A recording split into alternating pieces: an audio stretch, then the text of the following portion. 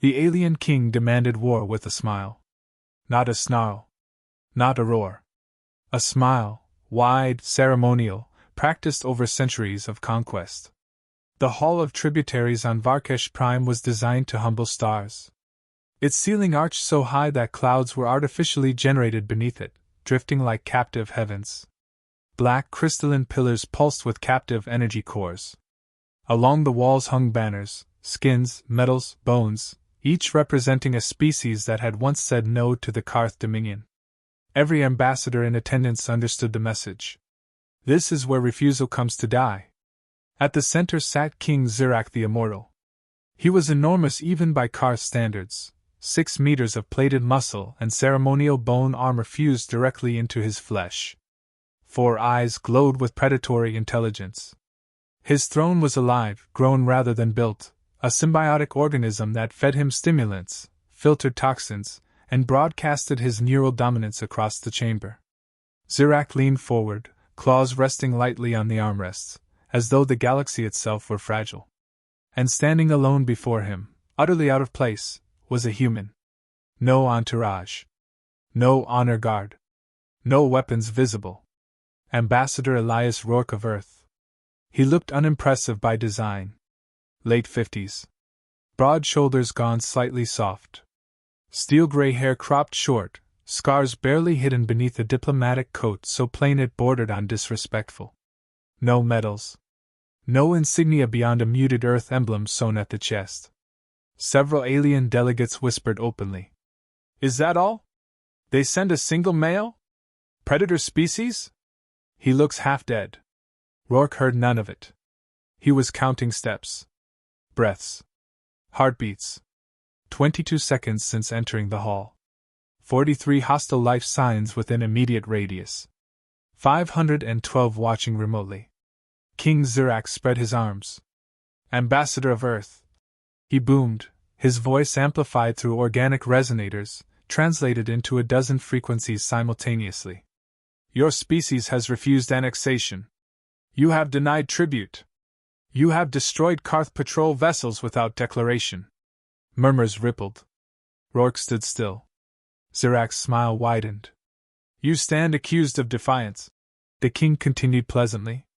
But I am merciful. Kneel. Swear fealty. Your worlds will be spared, reduced but spared. Rourke raised his eyes. He did not kneel. Silence slammed into the hall. Karth generals stiffened. Lesser warlords hissed in outrage. One reached for a weapon and was restrained, not out of mercy, but because King Zirak wanted this moment savored. You dare stand? Zirak asked softly. Rourke spoke for the first time. I dare listen. The translation delay caused confusion. Then irritation. Zirak leaned forward. You dare mock me? No, Rourke replied. I dare hear the threat fully. My people died because others underestimated words. The king chuckled, a deep, echoing sound. You humans are amusing. You fight fiercely for a short-lived species. But your resistance ends today. Tomorrow, my fleets will burn your orbital defenses. Next week, your oceans will boil. Your sun will become a warning. Rourke's jaw tightened. He thought of Earth. Of rain. Of old wars humanity promised never to repeat, and then did anyway. He thought of his wife, gone 12 years now. Thorine refugee crisis. A ship that never arrived. Before I answer, Rourke said evenly, I request permission to approach. The court erupted in laughter. Closer so we may watch him beg, sneered a Karth admiral. Let him crawl, another added. King Zirak considered it, then gestured lazily. Approach, he said. I wish to smell your fear. Rourke began walking. Each step echoed across the living floor. The banners loomed above him, names burned into memory. Species Earth had studied only as footnotes. Extinct. Devoured. Forgotten. His eyes flicked briefly to one banner.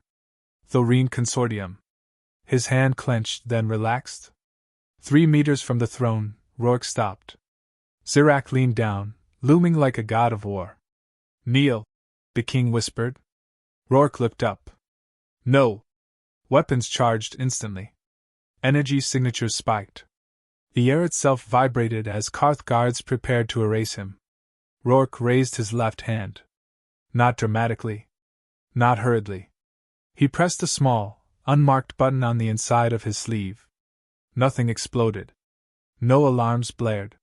For half a heartbeat, the Karth court relaxed, thinking the human bluff had failed.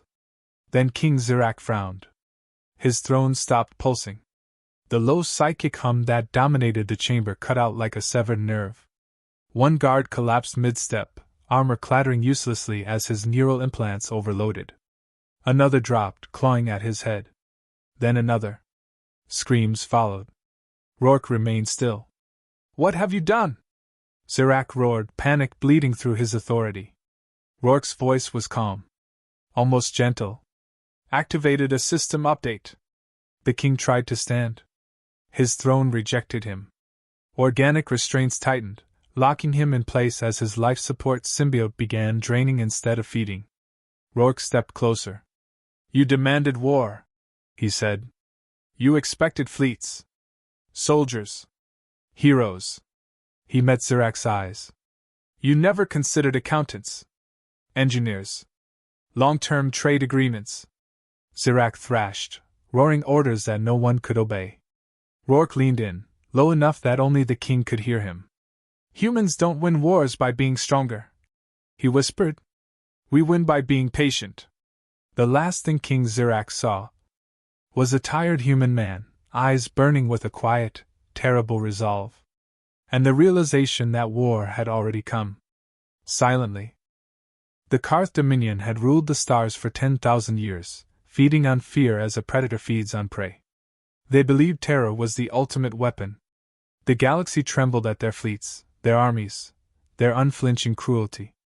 But they had never faced patience, humanity's deadliest weapon. Years before the first insult at Varkesh Prime, human traders had quietly entered the fringe worlds. Polite, precise, profitable. They offered medical tech, energy solutions, neural implants designed to enhance cognitive efficiency. The Karth adored them. They loved how harmless the humans seemed. Trusted them.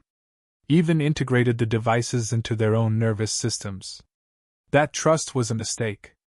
Every implant contained a dormant backdoor, a tiny, imperceptible line of code, tested over decades, buried under layers of ethical compliance and corporate obfuscation.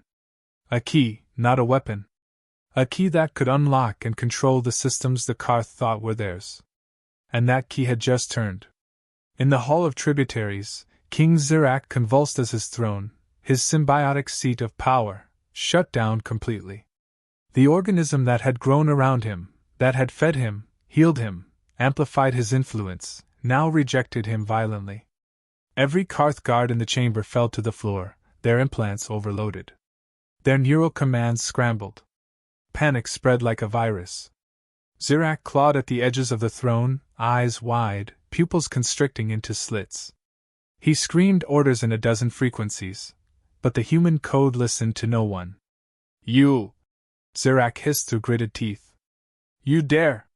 Rourke stepped forward, slow, unhurried, as if the collapse of a galactic empire was merely a stroll through a park.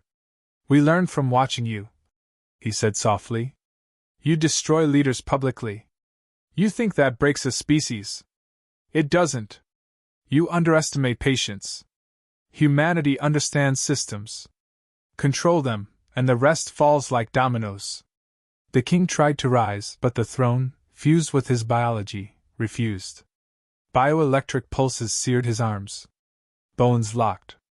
Every muscle spasmed uncontrollably. He hissed, his ceremonial mask cracking as the synthetic bone fused to his skull rebelled. Rourke leaned close enough that only Zirak could hear.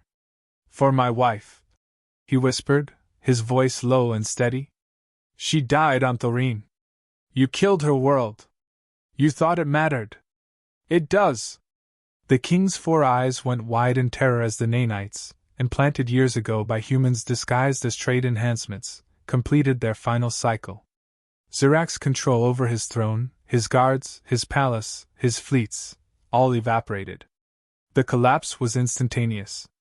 Ships in orbit miscalculated trajectories and collided. Command AIs across the Karth Dominion went dark. Communication links were severed. Weapons refused to fire. Generals and admirals clawed at each other, trying desperately to assert control.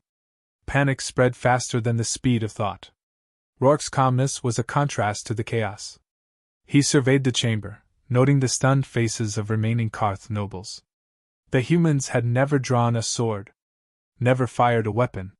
Yet in moments the Karth Empire was paralyzed. "You are nothing without war," Zirak croaked, venom seeping into his words. Rourke's expression hardened. "You're right. That's why this ends without one." From his coat pocket, he withdrew a small object. Not a gun. Not even a blade. A ceremonial human coin. Cold, unassuming, insignificant to anyone but him. He placed it on Zirak's brow. "For my wife," he repeated.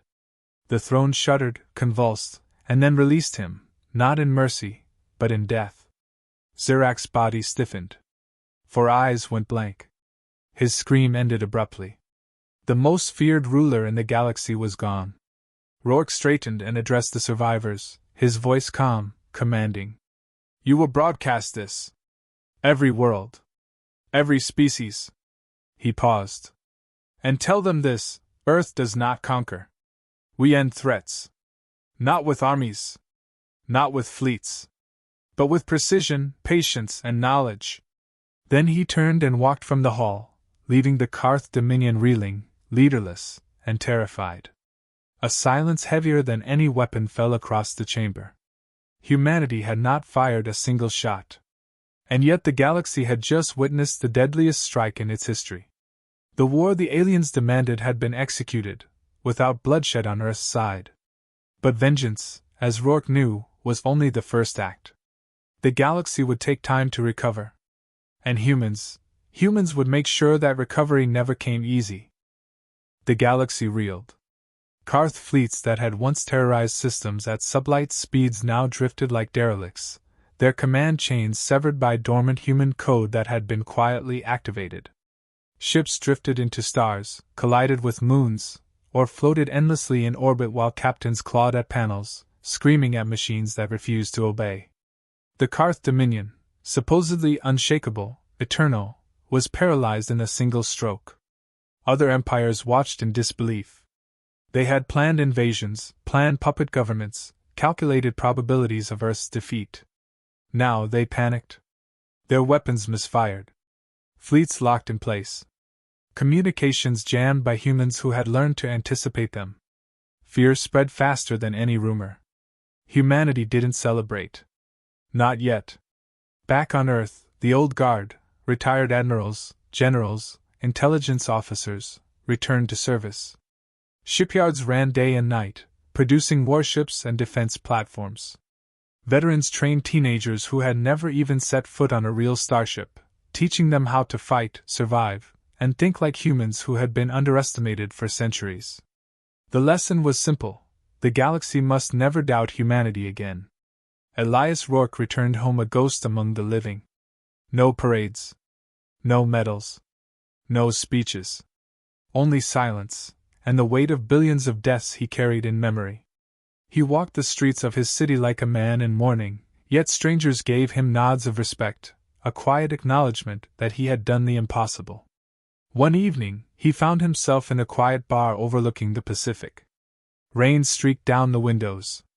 The city's neon lights reflected in puddles like shattered constellations. He sat alone until a presence slid into the seat beside him. She was alien. Former Karth intelligence. Human disguise programs had scrubbed her features to a neutral form, but Rourke recognized the subtle curve of her jaw, the way her eyes reflected light differently. "You killed a god," she said simply, voice low. Rourke snorted. He screamed like a man. She studied him. "Why didn't humans just take the throne? Rule the Karth?" Rourke smiled faintly, bitter and tired. "Because ruling monsters turns you into one. We don't inherit empires of terror. We dismantle them. Methodically. Quietly. And then we let them rebuild on our terms. She raised her glass. He clinked his to hers. They drank. Humans, she said, are terrifying in ways I don't understand. You don't fight like anyone else in the galaxy. Rourke shrugged.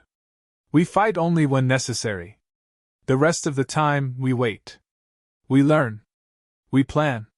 We strike at the exact moment it matters, and we walk away before anyone knows we were there.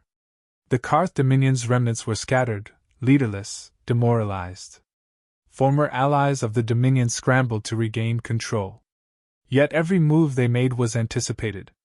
Every fleet, every plan, every threat neutralized, not with brute force, but with precision, patience, and strategy honed over centuries.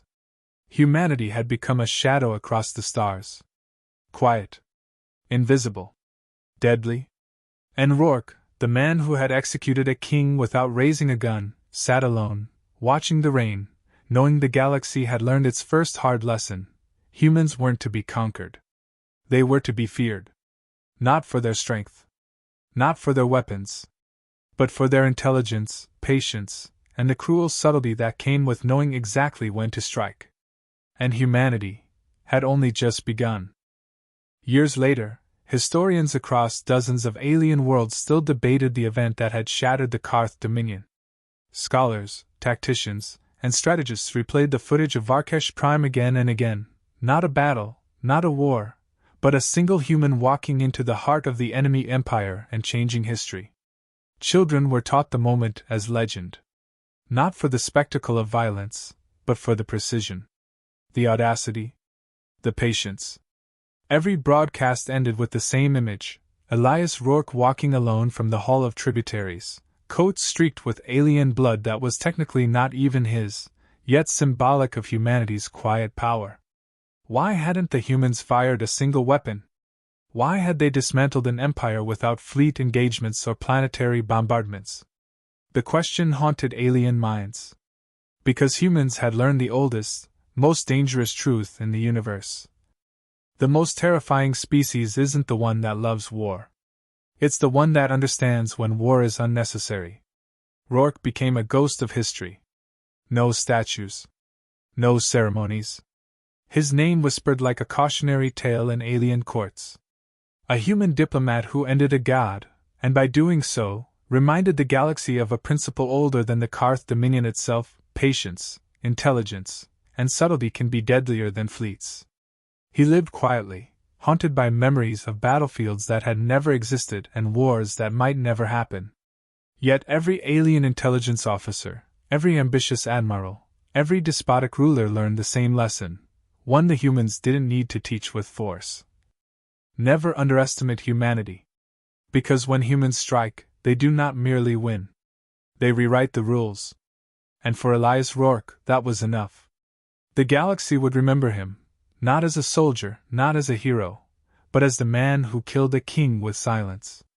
And the humans? They would keep walking forward, always ready, always waiting, always terrifying. Because some wars are won not with weapons, but with a quiet, terrifying certainty that one man can change everything. The galaxy would never forget the day humanity proved that true power isn't in fleets, firepower, or fear. It's in the mind that knows exactly when to strike.